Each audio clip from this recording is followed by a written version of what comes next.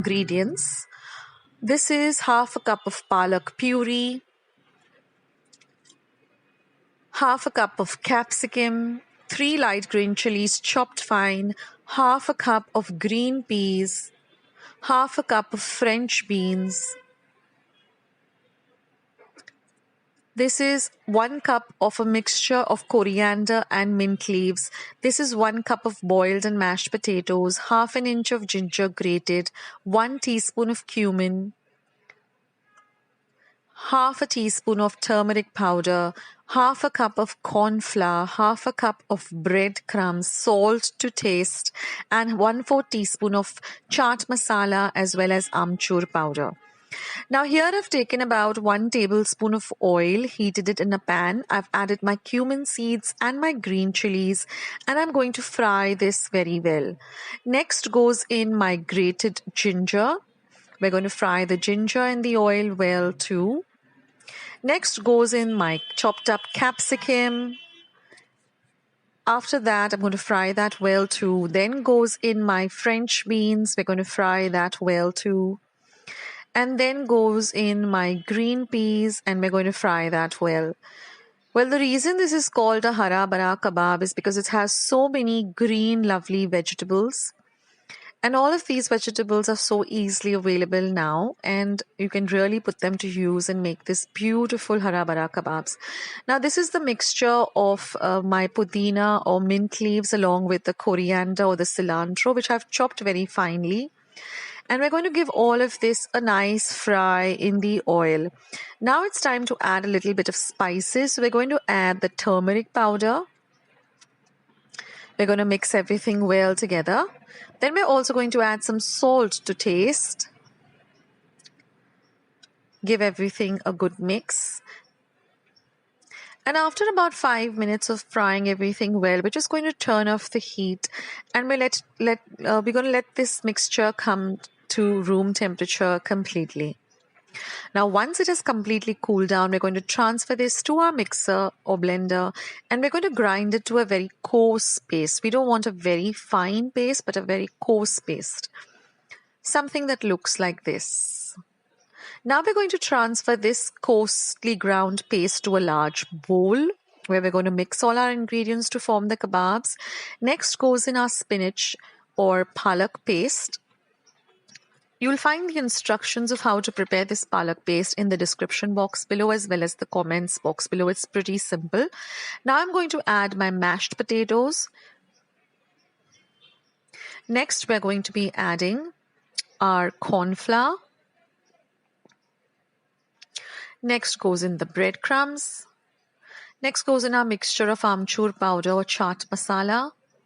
Amchur powder is basically dry mango powder, and it's easily available in the market. It gives a lovely taste to this kebabs.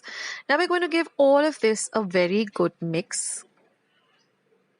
Now, if you find your mixture is still a little bit runny and sticky, just increase the amount of corn flour or the breadcrumbs. Or if you have some more boiled potatoes at hand, you can do that. Now, just wet your palms with some water. That way it becomes very easy to form the kebabs. Form them into these small little balls, flat balls, and then just dip them into some breadcrumbs, and we keep them all aside. Now you can also keep these and store them in an airtight container for a day or two and just fry them whenever you need to. So now I have some oil heating in a pan. I have some kitchen napkin for draining once the kebabs are fried.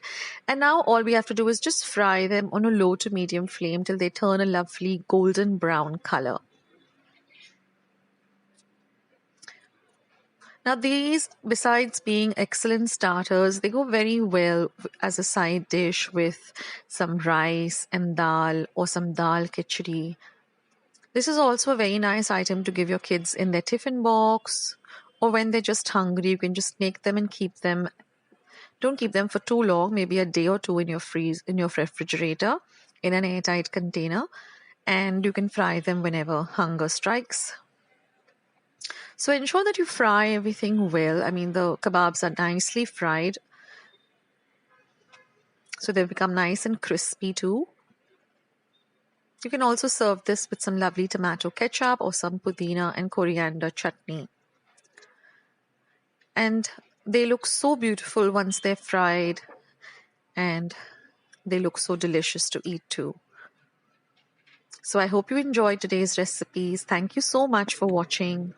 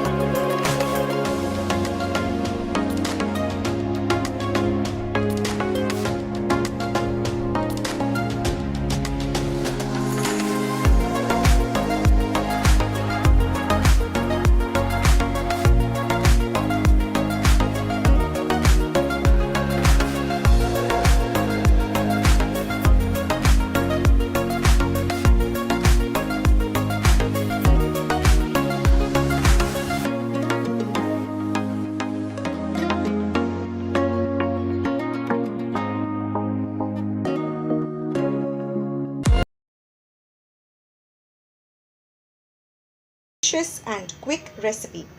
Today I'll be showing you how to make some dahi kebabs. So let's go through our ingredients. This is some hung curd. I will leave the instructions in the description box below as to how I prepared this hung curd. Then we require some breadcrumbs, 1.5 tablespoon of rice flour. You can also use corn flour. 1.5 teaspoon of roasted cumin or jeera powder, 1 very small onion diced very finely, the paste of 2 light green chilies and half an inch of ginger, and salt to taste. Now you'll also require some water in a plate because we are going to make kebabs or cutlets out of this hung curd. So first let us prepare our mixture. Now to prepare our mixture, we will take this hung curd. To this we will add our very finely diced onion,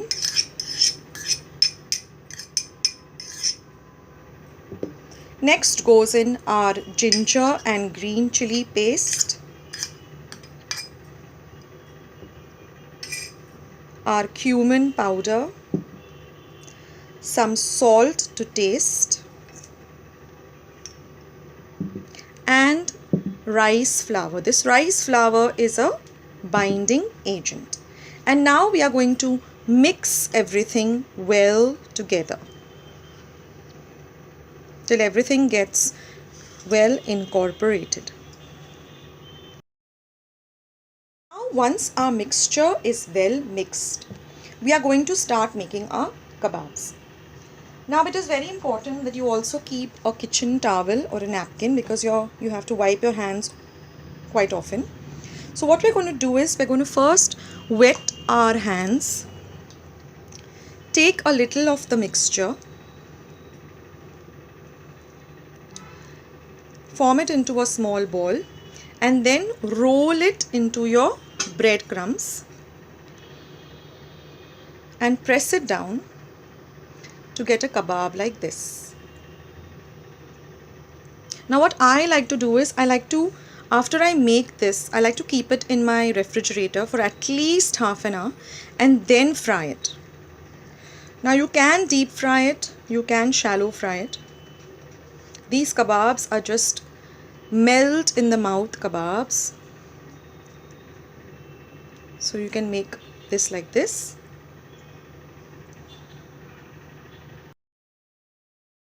Here are my dahi kebabs ready. So I'll be keeping this in the refrigerator for at least half an hour and then we are ready to fry it. Friends, now it's been about half an hour and our dahi kebabs are all ready. Here I have a plate lined up with some kitchen paper and I have my oil heating up. So we are now ready to fry our dahi kebabs. You can shallow fry these, but they turn out nice and crispy and soft in the center if they are deep fried. Also remember to keep a little bit of gap between them. Don't overcrowd your pot. I learned this recipe from my sister-in-law, Dr. Anagha. The first time she had made it for us, it was just fabulous and we just couldn't believe this kebabs. They were so delicious. You have to try these kebabs out.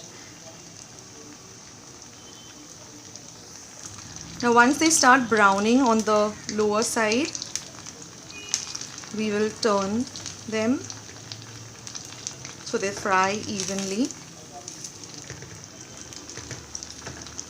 This is a very good starter or just a snack item. You don't have to fry them for very long, just till they turn a little golden brown, and then we will take them out very gently.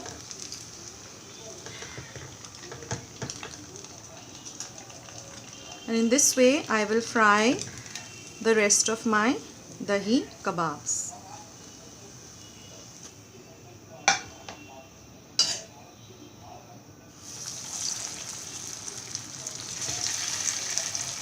Again, your stove top has to be from medium to slow.